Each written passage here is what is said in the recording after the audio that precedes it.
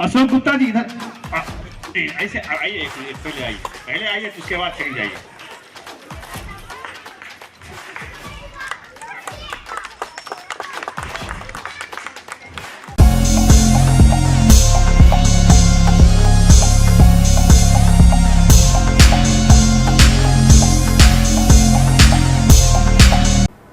नमस्कार, आप देख रहे हैं बेगूसराय न्यूज प्लेटफॉर्म और मैं हूं आपके साथ खुशी।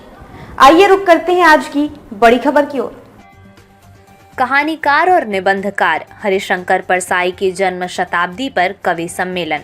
तिगड़ा प्रखंड क्षेत्र के गौरा एक पंचायत स्थित बड़ी पोखर पर गौरा ग्राम के कवि लल्लन लालित्य के द्वारा अपने जन्म के 50वें वर्ष पूरे होने पर कहानीकार व निबंधकार हरिशंकर परसाई के जन्म शताब्दी के अवसर पर व्यंग्यात्मक रचनाओं में जन सरोकार विषयक संगोष्ठी सह कवि गोष्ठी का आयोजन किया गया।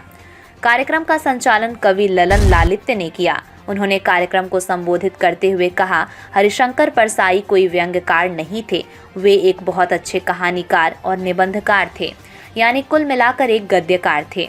दरअसल व्यंग्य कोई विधा नहीं है, एक टोन है, लहजा है जिसे परसाई ने विकसित किया। वो स्पिरिट को साधा और इतना अधिक परसाई में कर दिया कि आगे चलकर उसे एक स्वतंत्र विद्या की तरह माना जाने लगा। अध्यक्ष जी, मंचासीन साथियों और तमाम साथियों, हम लोग इस गौरा में हरिशंकर परसाई की जन्म शताब्दी वर्ष के मौके पर विचार करने के लिए एकत्रित हुए हैं। ये हरिशंकर परसाई के लेखन और उनके जीवन की ताकत है। हरिशंकर परसाई का लेखन लगभग 50 वर्षों का है। 50 वर्षों में हरिशंकर परसाई ने अपने समय के हर उस यथार्थ पर अपनी कलम चलाई है जिस पर एक सजग लेखक को चलाना होता है। अब हमें समझने की ज़रूरत है कि हरिशंकर परसाई के लेखन में उनके समय का जो यथार्थ है वह कहाँ कहाँ पकड़ा गया है, उसे कहाँ कहाँ उद्घाटित किया गया है। हरिशंकर परसाई के जन्म शताब्दी वर्ष पर जो विषय रखा गया है कि व्यंग्यात्मक रचनाओं में जन सरोकार, आम आदमी की चिंता उनके लेखन में कितनी की गई है और उनका जो लेखन है वह व्यंग्यात्मक लेखन है, ये बात विषय से ही स्पष्ट है। उन्होंने कहानियाँ लिखी, उपन्यास भी लिखे और भारी मात्रा में या संख्या में उन्होंने निबंध लिखे। कहानियाँ हम सब पढ़ते हैं, भोला राम के जीव, बच्चों की पाठ्य पुस्तकों में भी पढ़ना है भोला राम का जीव। उन्होंने अपने समय के यथार्थ को, जो कार्यालयीय यथार्थ है, जो हमारी व्यवस्था का यथार्थ है, उसको उन्होंने हमारे सामने बड़ी संवेदनशील तरीके से रखा। उन्होंने कहा, स्नातक के पाठ्यक्रम में परसाई की कई कहानी शामिल हैं। आज परसाई जन्म शती के अवसर पर कुछ रचनात्मक काम जो समय के सखी के बहाने हो सके करने का विचार आया, क्योंकि मुझे उनकी कहानी पहले नंबर पर पसंद आती है।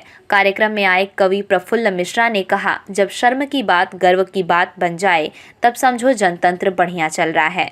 ये हरिशंकर परसाई द्वारा कहा गया।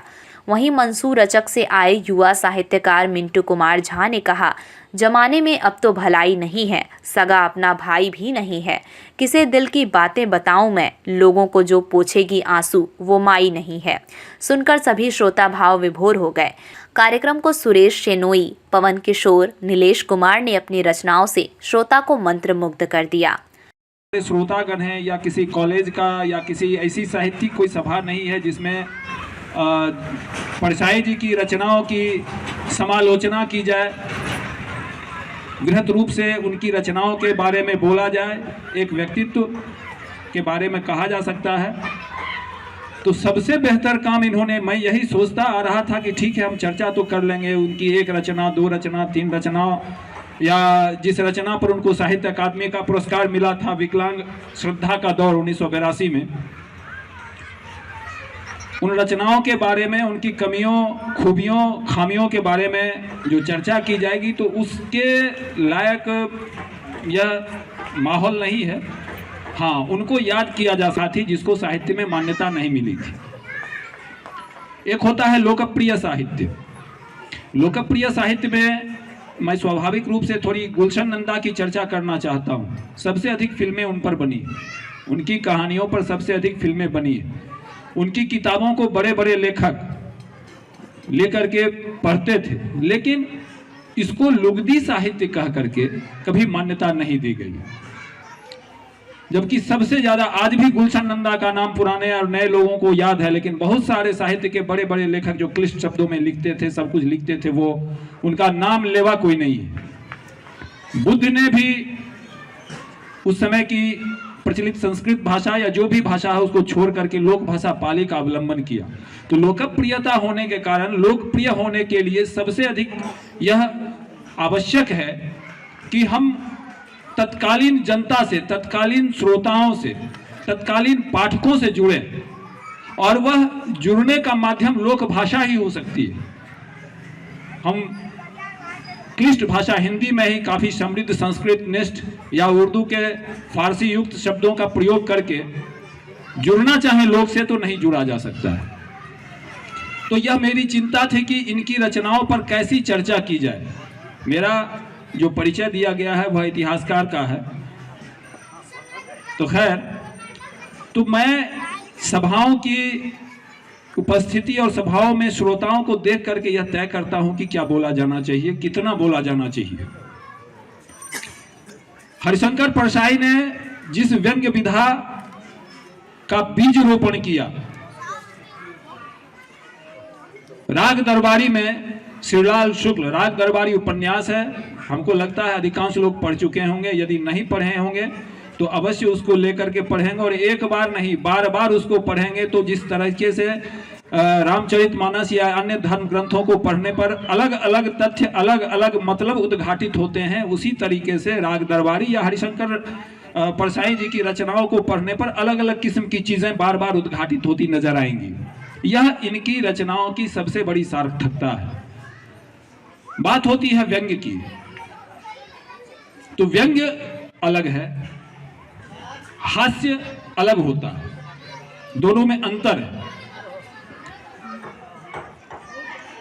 कवि सम्मेलनों में आजकल जो हास्य कवि सम्मेलन चल रहा है, जिस तरीके की प्रवृत्ति देख रहे हैं दूरदर्शन में, सामान्य लोकप्रिय होने का मतलब फुहर स्तर पर, तो एक व्यंग्य होता है, एक हास्य होता है, और एक होती है भांड़गिरी, जो आज के कवि सम्मेलनों में सबसे प्रमुख चीज के रूप में उपस्थित हो गई है।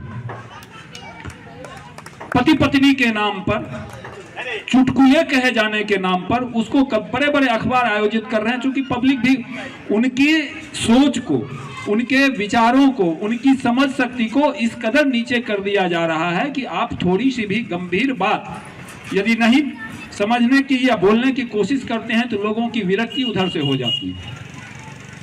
बेगूसराय के तिघड़ा से बेगूसराय न्यूज प्लेटफॉर्म के लिए अजीत कुमार झा की रिपोर्ट। खबरों में अब तक के लिए बस इतना ही। फिर होगी आपसे मुलाकात ऐसी ही एक और बड़ी खबर के साथ। तब तक के लिए नमस्कार और देखते रहिए बेगूसराय न्यूज प्लेटफॉर्म। ऐसे ही लेटेस्ट अपडेट्स पाने के लिए हमारे चैनल बेगूसराय न्यूज प्लेटफॉर्म को सब्सक्राइब करें और तुरंत नोटिफिकेशन पाने के लिए बेल आइकन प्रेस करना ना भूलें।